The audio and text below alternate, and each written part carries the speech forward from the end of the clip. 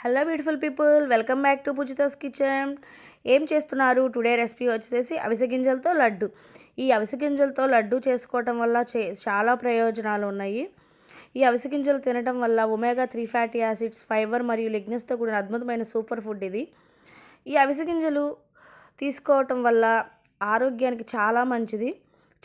కొలెస్ట్రాల్ని తగ్గిస్తుంది. అలానే బరువు తగ్గటంలో కూడా చాలా హెల్ప్ఫుల్గా ఉంటుంది. మలబద్ధకాన్ని కూడా నివారిస్తుంది. బరువు తగ్గటంలో కానీ, మలబద్ధకాన్ని కానీ, లేకపోతే డయాబెటీస్ కానీ చాలా ఉపయోగం అన్నమాట. ముఖ్యంగా లేడీస్ తీసుకోవటం వల్ల హార్మోన్లు ఇంబ్యాలెన్స్ అనేది తగ్గిస్తుంది అన్నమాట. చాలా మంచిది లేడీస్ ఇది తినటం వల్ల. పిల్లలకు కూడా చాలా మంచిది. అలానే జుట్టు రాలటం కానీ, లేకపోతే చర్మానికి సంబంధించి కానీ చాలా మంచిగా ఉపయోగపడుతుంది. ముందుగా దానికోసం 1 కప్ అవిసె గింజలు తీసుకొని లో ఫ్లేమ్లో పెట్టుకొని ఫ్రై చేసుకోవాలి. అలా ఫ్రై చేసుకున్న అవిసె గింజలు కూడా తీసి పక్కన ప్లేట్లో పెట్టుకోవాలి. తర్వాత పల్లీలు కూడా వేయించుకొని, నేనైతే 1/2 కప్ పల్లీలు తీసుకున్నాను. పల్లీలు కూడా వేయించుకొని ఫ్రై చేసుకోవాలి. ఇలా ఫ్రై చేసుకొని చల్లారిన తర్వాత పొట్టు తీసుకొని పక్కన పెట్టుకోవాలి.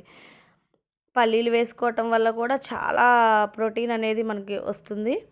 తర్వాత ఇలా పల్లీలు తీసి పక్కన పెట్టుకున్న తర్వాత అందులోనే 1/2 కప్ నువ్వులు కూడా వేసుకొని ఫ్రై చేసుకోవాలి. నువ్వులు కూడా చిటపటలాడగానే బౌల్లోకి తీసుకొని పక్కన పెట్టుకోవాలి. నువ్వులు కూడా చాలా మంచిదండి ఆరోగ్యానికి. పిల్లలకి నువ్వుల చిక్కీ కానీ, నువ్వుల లడ్డు కానీ చేసి పెడితే చాలా మంచిది. చాలా బలంగా ఉంటారు. ఇలా నువ్వులు కూడా చిటపటలాడిన తర్వాత తీసేసి బౌల్లో పెట్టుకుందాం.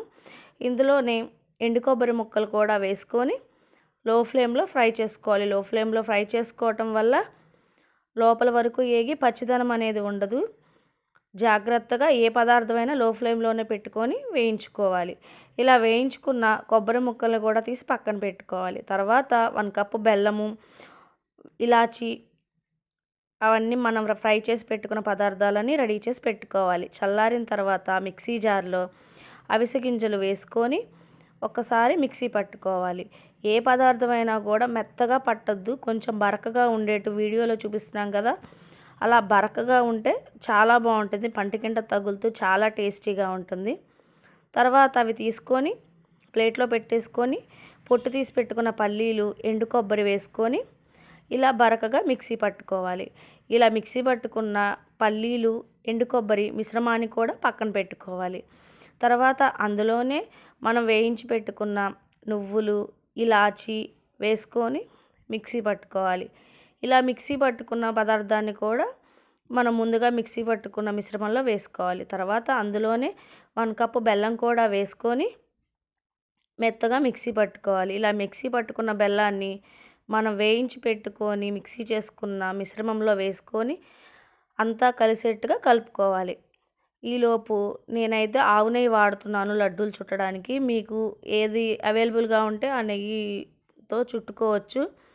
నెయ్యి వేడి చేసుకొని నెయ్యి అందులో కలిపేసేసుకొని ఒక్కొక్క ఉండ గట్టిగా చుట్టుకుంటే చాలా టేస్టీగా ఉంటుంది. చాలా యమ్మీగా ఉంటుంది. ఒక్కసారి మీ పిల్లలకి కూడా చేసి పెట్టండి. పూజితాస్ కిచెన్ని సబ్స్క్రైబ్ చేసుకోండి.